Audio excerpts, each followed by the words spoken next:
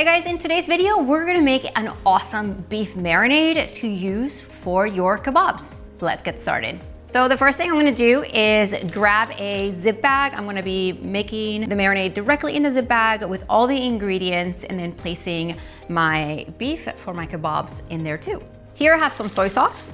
Then we're gonna add our olive oil. I'm also gonna add some lemon juice into my marinade. Now, even if your lemon pits go in here, it's no problem because we are gonna discard the marinade. So just put it all in there.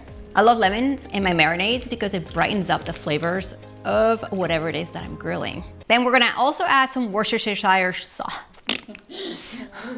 In Spanish is better, salsa inglesa, English sauce. Worcestershire. We're gonna add some Worcestershire sauce. We're also adding Worcestershire sauce into the marinade.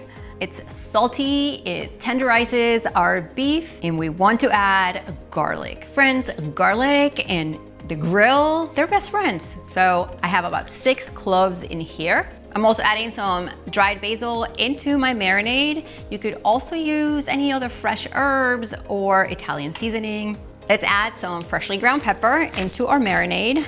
And then I'm gonna add about a squirt of Sriracha or red chili paste, just because I like a little bit of heat, but this is optional. You just wanna take your marinade ingredients and mix them around. Here I have my beef that's already been cut and cubed into about similar sized pieces. So I'm gonna add it directly into my marinade and swish it around.